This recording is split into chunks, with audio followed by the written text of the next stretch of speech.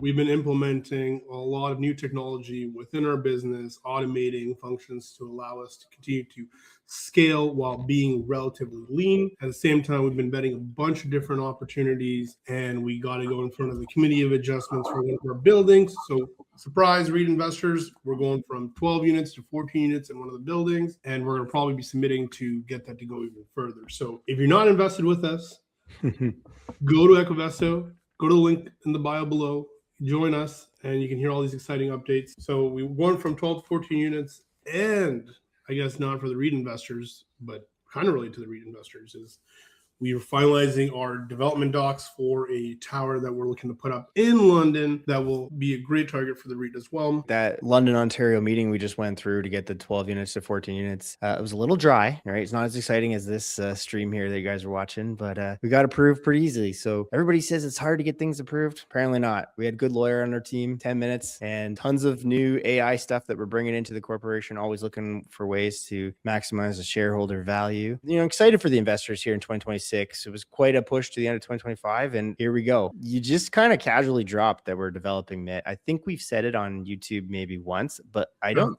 think our normal investors, it could have went over their head in a newsletter. I don't even know if we put that out. We will be starting to develop an actual high rise at one point, or mid rise, depending on what we get. Go ahead, PV. I think in the past we teased that we would be looking into purpose-built rentals, especially because what we do works so well. We've been in the right asset class, and purpose-built rentals more and more showing itself as the safe haven for investors to go into. So we've teased going into it, but I think now that we're actually actioning it and we got our first development in the works, I think it's really exciting, and I think a lot of the investors are going to be very surprised at how great the returns are going to be, but also how much of a project this is that they can get behind on. And there's just so many angles to look at it from.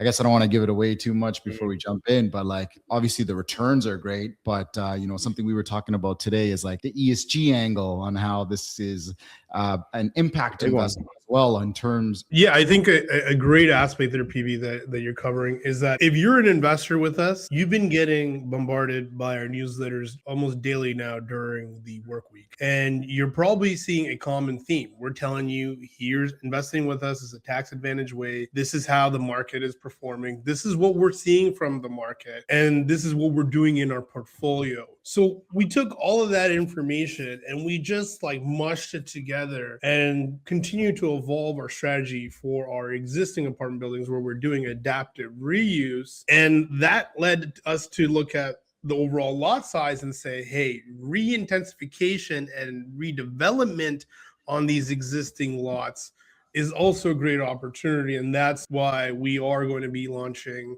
very shortly with our investors getting a sneak peek. So watch out for your newsletter on the development that we're looking to launch. So we mixed and mashed all of that together and realized that, there is such a lack of housing available where people can afford that just us rehabbing existing apartment units and making them livable, creating additional units within existing buildings wasn't enough. We've got to now build in order to solve that problem that we're seeing so many Canadians face, where they can get rent at $1,500 a month or less. And that honestly isn't something that we're seeing in the market that people are addressing. We're seeing a lot of luxury, a lot of for sale, but not for those folks who need that social support. It's funny because, guys, Foundation Capital, we say maximize shareholder value all the time. That's always the number one goal. If you guys told me 4 years ago that we'd be going into affordable housing, I'd be like, who cloned you guys and put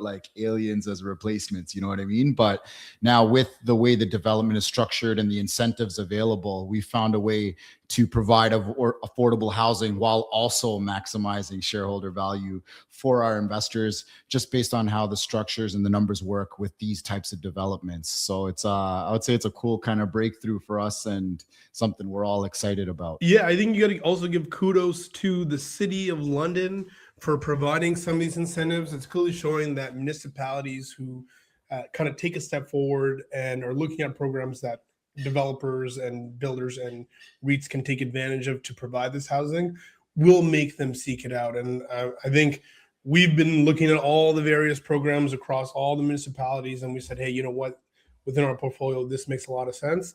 So look out for that in a newsletter soon. Finally, the incentives are aligned with interests for developers like us and ultimately the owners who would be the investors. So I think finally there's kind of a win-win situation in the works. Just know there's going to be a newsletter that comes out to sign up for a webinar in relation to this, and you can be part of an early batch. So this opportunity is only going to be available to accredited investors or friends, family, and business associates of ours. So if you've invested with us for 2 years, this opportunity will be available to you. So look out for that newsletter, sign up for that webinar. I think it's a great opportunity for you to be able to grow your capital and have it work for you. Yeah. And at the end of the building going up, Mitt, there's also an exit strategy as well. Yeah, for sure. And we'll cover that on the webinar. Okay, there you go. That's a good segue. One thing some of the guys, investors were asking about, are we doing investor socials so people can see our faces face to face, not just our social media presence? You know, it's funny. I've been thinking about that too, because I got a notification of our investor social from like 2 years ago. Crazy thing. Would you guys be interested in doing something like a snakes and lattes or something where there's like board games and whatever to get people to engage, or do we just do the same? Well, in London area, there's the factory and they have like, you could do the golf, you could do baseball, you could do like all like the virtual one, right? You kind of sit around couches and stuff. And then there's like shooting, but like, I like your idea, like something we can do rather than just like some stuffy networking event, which all our events have never been like that, to be honest. That's normally. Yeah, I mean, we did like Dave and Buster's. Dave and Buster's, we gave the kids like cards. They went and played. The people came back. We had pool in our area, so that was pretty cool. Because we need more integration. You want to have like if it's skeet shooting kind of virtual, like a competition between investors and stuff. Just have fun and ask us all the questions face to face. Have food versus like, oh, it's networking tonight. Yeah. It's not networking. Well, it is, but it's not. It's got to be, I guess, an activity as a broader group, like not bowling, buddy into teams versus individual sport or individual little games, I mean, we can also feature a charity BJJ tournament where PV has to fight someone. Or PV is our top golfer, right? Oh, there's that too. PV can run the annual Foundation Capital golf tournament. I think you're carrying that torch, man. Like, it needs a lot of work. I bet you there's people commenting on the video right now being like, oh, I'd be down for the golf game, and then Daniel Hill's probably gonna be like, I do the BJJ tournament. Yeah. We could also run a poker tournament. A lot of ideas. I think we got to just do something. So if you guys are like an idea, have an idea of what we should do for our next investor social, shoot us an email, respond to that, comment below. I guess the comment with the most likes, we'll execute it on.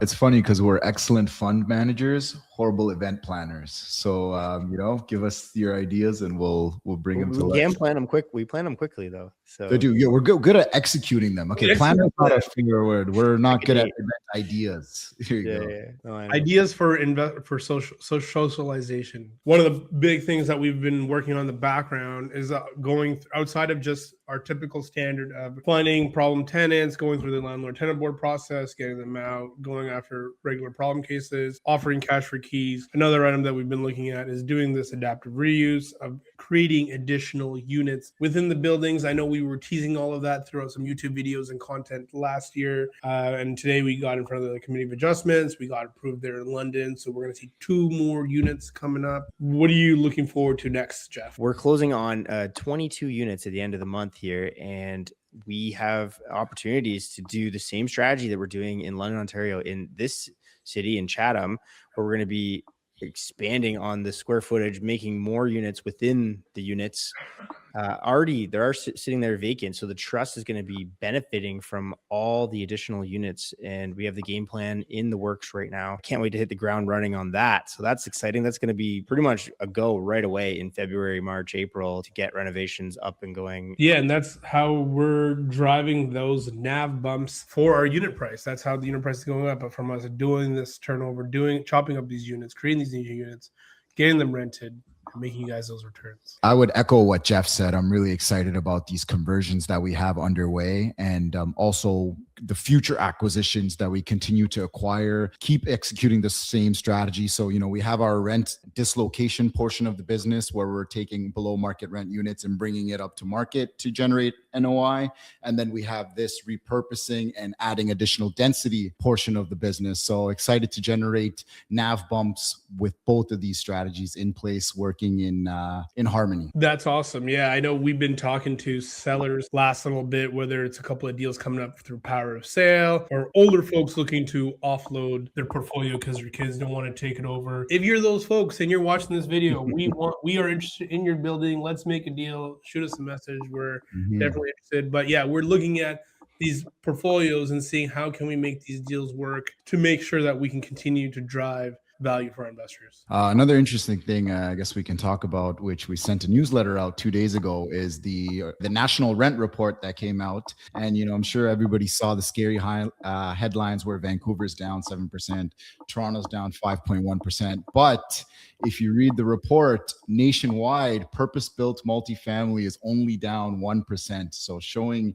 its resilience as an asset class. And that's nationwide, including all kinds of different cities. And then you have London, Ontario, which is our flagship market, where the average 1-bedroom rent is in line with what we're able to generate right now. So we haven't really seen a drop there, period. Again, just reaffirming that we're in the right asset class. It's the most resilient in these times, and it performs great in good times too. So you always want exposure in your portfolio to multifamily apartment buildings. Yeah, it's a great point. I mean, especially right now for some folks out there who are listening, who are probably in some new development projects that have been investing in some more high risk stuff, but now you're getting older, you're looking to scale back and have that more certainty and stability. Investing in like Foundation Capital Private Real Estate Trust will give you that stability, that consistent cash flow, that consistent return.